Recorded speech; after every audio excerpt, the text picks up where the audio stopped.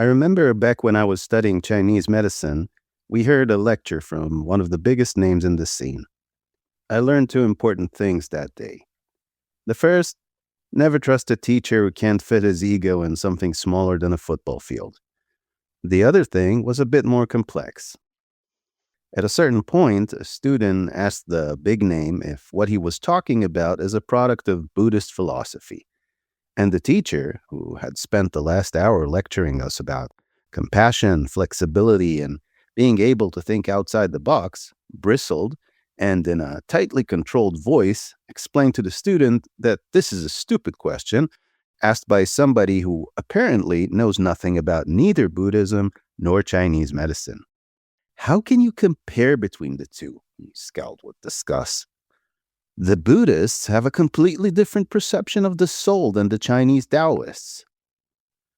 The discussion was about something completely different, but Captain Flexibility knew that if two ideas had a single difference between them, then they did not belong in the same room.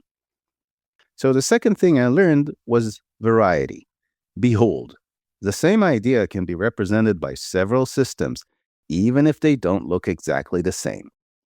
Oh, and the third thing I learned was try not to be a pompous asshole like this guy. That one, I have to admit, is still a work in progress. And no, the student who asked the question wasn't me. It could have been, but it wasn't. And the proof is that this teacher is still alive. Up until now, we presented conflict through multiple lenses. Aikido, naturally, the three spaces, minimum effective force, the natural and the artificial, and some specific examples, mostly involving coyotes and roadrunners.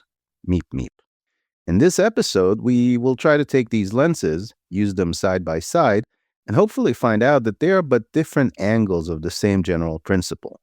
And remember, we are trying to gain new perspectives and practice the art of not being jerks. If you find gaps or inconsistencies in the structure I am trying to present, don't trash it like my genius teacher did. Try to see what can be moved to make things fit together. And write to us. We'll probably learn a lot from that. Oh, and there may be some relevant diagrams for this episode and written materials on our website, theaikidiot.com. If you're nerdy that way, check it out. It might be helpful. And finally, thank you for listening. Welcome to the recap episode. And may the odds ever be in your favor.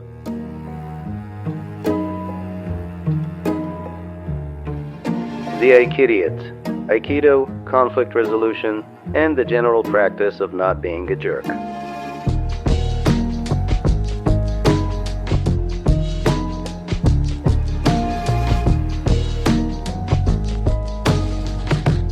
Chapter 8. Recap.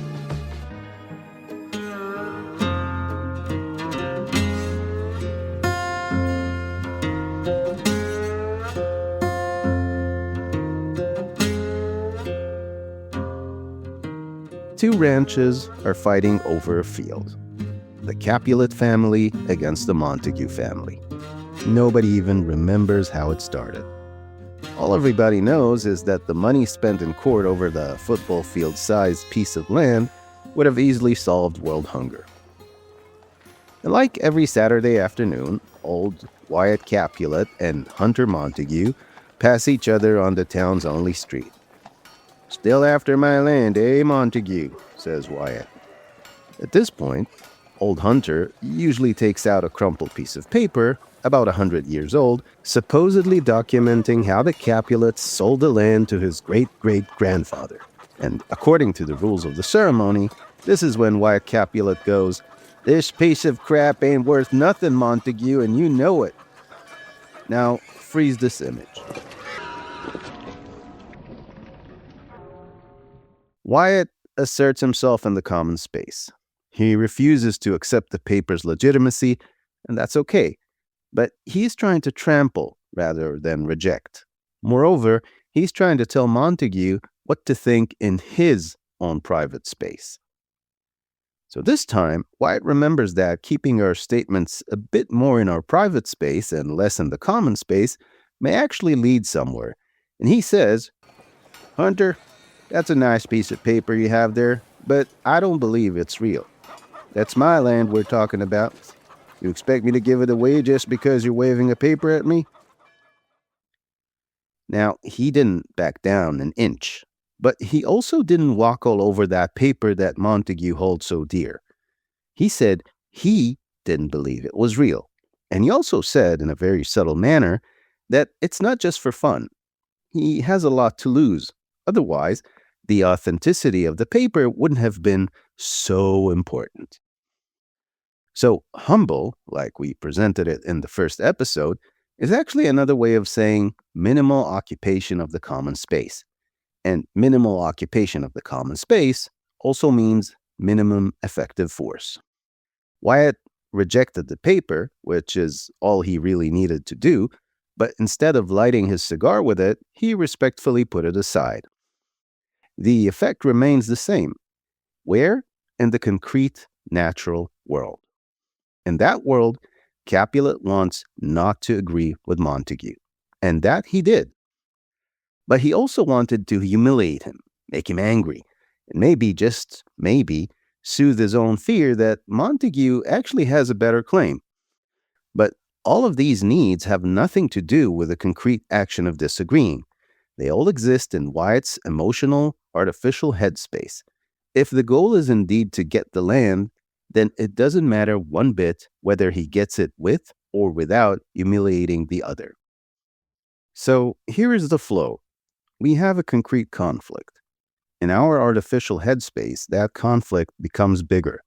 We develop certain emotional needs and or fears, and when we react in the real world, we try to satisfy these needs. How? By pouring more force into the common space. The impact, we hope, will hurt the other and make us feel better. More force, more disturbance to the environment. Look at that old Wyatt being a bully again. And more damage to the other. The other, in turn, hurt and afraid from the clobbering they just got, pushes back, and escalation ensues. All of a sudden, we are not fighting over land, but over well-being. We want the other to stop hurting us, and that becomes the main goal. The land can burn for all we care right now.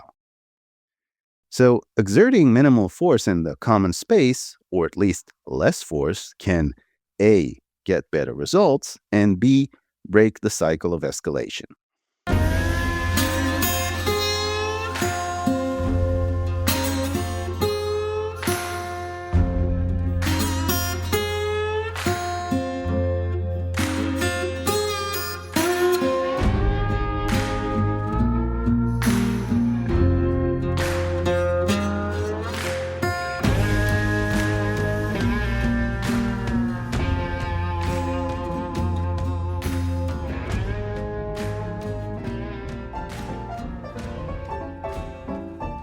Later that day, young Billy Montague is sitting in a local saloon, which is basically a bar but with ladies wearing frilly dresses, and is having a beer with his friends. Tammy Capulet steps in with a couple of friends, and as she's headed for the bar, Billy hisses, "Stinking Capulet land thief." Now, Tammy knows how to handle herself, mind you. It wouldn't be the first time she sent Billy home with a bleeding nose. But these fights, she knows, are not funny anymore. Some of the Montagues started carrying knives with them, and guns were never hard to get around town. She's not scared, but she does the math. The real, concrete fight is over the land. Kicking Billy in the groin will satisfy the artificial need of kicking him in the groin, but will disturb the common space. The next court session dealing with the land dispute may look different when the judge hears about a Capulet beating up a Montague.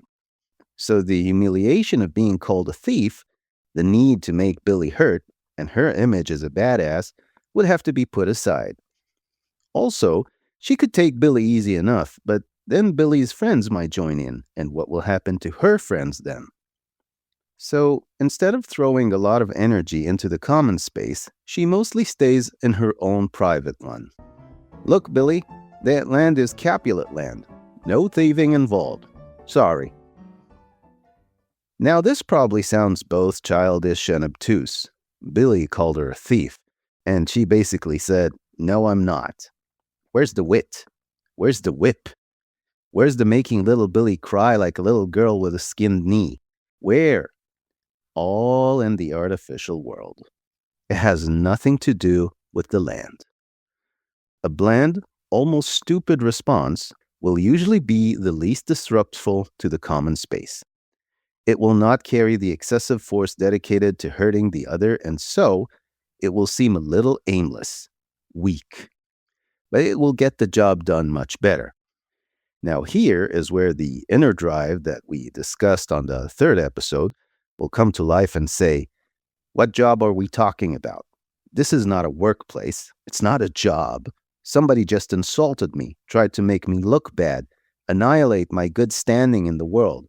I will survive this, and it will be by fighting back, which is, pardon my French, total bullshit. If you are standing in court, charged with murder, then yes, your well-being, your concrete natural existence may depend on the impression others have about you. And by the way, being charged with murder means you let loose in the common space, not that you just looked like an idiot. What we have right now between Billy and Tammy is a kindergarten insult competition, and it's taking place between two well-established opponents. Most people around Billy and Tammy know in advance which camp they belong to. Not many opinions will be changed by the outcome of this confrontation. So yes, the concrete world can be affected by our good name and whether we defend it or not, but that's definitely not the case here. On the other hand, a lot can be lost by the Capulets if Tammy is not careful and hurts Billy too bad. So the inner drive, the one signaling that this is about survival, that this is real, is lying through its teeth. It ain't. It just feels that way. So once again, the flow is this. We are in a conflict, and this time there is an actual attack, a verbal one. Our inner drive puts some artificial ideas into our head that winning this conflict is crucial. We then desert all reason and all our concrete world interests and react excessively in the common space.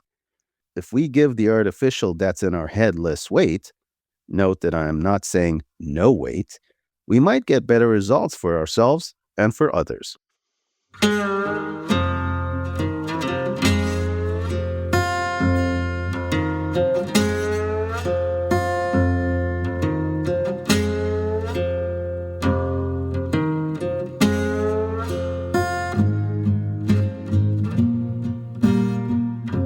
But let's say Billy is not impressed by Tammy's Aikidoing. Why? Remember that self-image we discussed when talking about our tough neighborhood and its criminals? Well, Billy was always the wildest of the Montagues. Everybody always said he has the biggest balls and the smallest brain. And that's how he's been living for the last 27 years. Now, when Tammy doesn't want to fight and turns away, Billy can't use his favorite modus operandi, getting in trouble. And that scares him, because in his private artificial headspace, if he is not trouble man, then he is nothing. And he's also drunk enough to pull out a gun. Why? Because we humans are stupid apes, and Billy is now trying to kill Tammy over a piece of land none of them will ever work, since they are both mechanics. Now there is almost no artificial. It's a matter of living or dying in the next 2 seconds.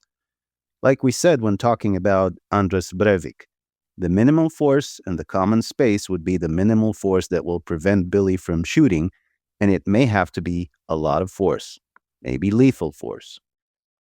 Now, Tammy is too shocked to respond, but her good friend, Mary Beth Lynn, has been eyeing Billy for the last minute and had a feeling he was about to pop.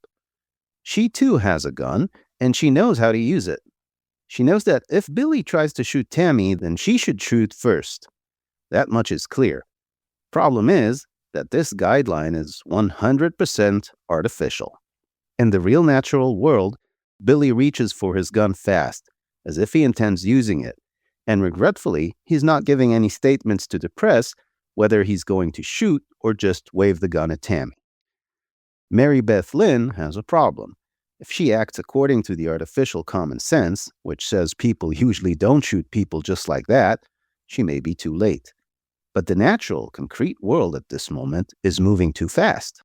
She can't know if Billy already has a chambered round, and she can't know if Tammy will be quick enough to dodge or disarm. She has to do Aikido. She does, and Billy drops to the floor with a bullet in his neck. An hour later, he dies in the hospital.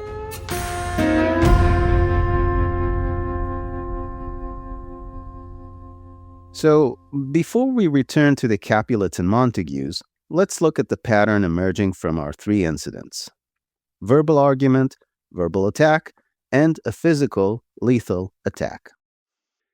In the two verbal incidents, the concrete conflict was over the land. All the rest, the hate, the anger, the humiliation, and frustration, were in the artificial space of the opponent's heads. So one pattern is that the artificial is in fact our private headspace. And so, the three spaces are actually artificial and concrete in disguise. Artificial is in a person's head, concrete is in the common space. In both verbal cases, the artificial private space caused escalation because what was happening in the opponent's heads was bigger and more influential than the concrete. But that's not a given. In the third case, for example, Mary Beth Lynn saw a lethal incident developing in the real concrete world, but in her artificial private headspace, there was the conditioning that people usually don't shoot other people, and also that she is not supposed to go around shooting her gun in a saloon. In this case, it could be that the artificial was the calming element rather than the escalating. But she did Aikido. She took in the concrete scene as much as she could and acted. She was wrong, by the way. Billy didn't even have a magazine in that gun. His mom took it away and hid it since she felt he was looking for trouble that day. And Billy didn't even notice. He pulled an empty gun on Tammy, and Mary Beth Lynn killed him, which is maybe the most important conclusion of them all. Aikido away, puny humans. Train, meditate, look at the world with open eyes, don't let the artificial fool you, and you may still do the wrong thing at the wrong time, because life is a sneaky, backstabbing affair. Aikidoing definitely improves our odds of doing the right thing, but it's not bulletproof, and neither was Billy. Sorry, I just had to. No disrespect to the Montagues intended. So, what happens in our head is the artificial, and what happens in the common space is the natural, the concrete. And what mostly happens in conflict is that the artificial, namely being pissed off, becomes bigger and more relevant than the concrete.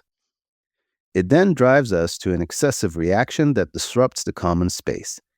It usually damages our ability to win the concrete conflict and also makes people around us apprehensive. Our burst of energy in the common space doesn't go unnoticed, and if it's big enough, society may decide we need to pay. That's more or less the recap, the consolidation of what we've been trying to say for the last 7 episodes. Why didn't we say it right away in the first episode? Because we like to hear ourselves talk, and I'm also contractually obliged to provide the Aikido Corporate with 20 minutes of audio content every week. So there. 2 important notes, though.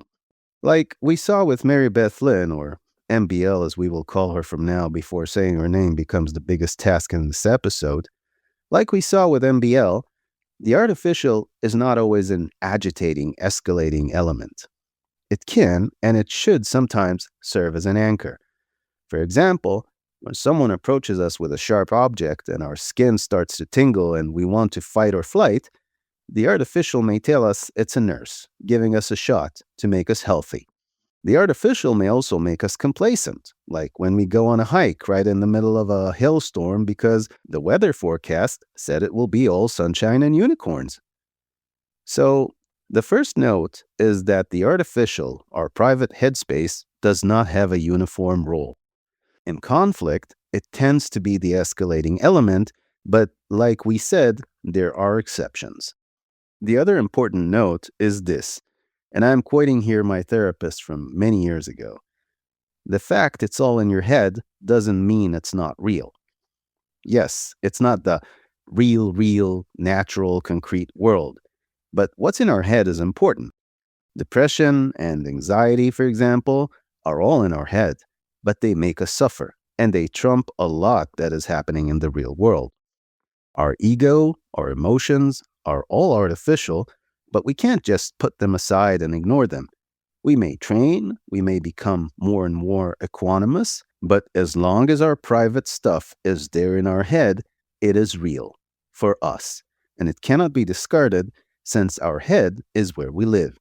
And if we are not comfortable there, our well being is in jeopardy. So we may decide that we will never be angry again. We may decide that we will never let our baggage take the better of us in conflict. But as long as we do not change our core, which takes a lot of time and patience, such decisions will turn us into our own enemies and make us miserable. And in the end, that's something we would like to avoid. So, no big war proclamations on anger, no campaigns for inner peace. We make a small step, we adjust, and the artificial becomes more cooperative. Then another step, and then we take a vacation from self improvement, go to Tijuana, bash some skulls, and come back as good as new. Just another day in paradise.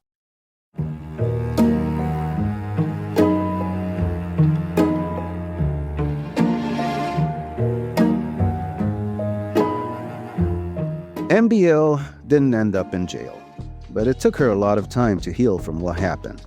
The Montagues never blamed her for Billy's death, and if anything, that horrible incident, especially since MBL was not a Capulet, cooled everybody down.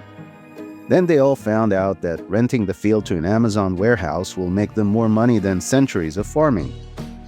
Both families became millionaires, moved abroad, and were never heard from again.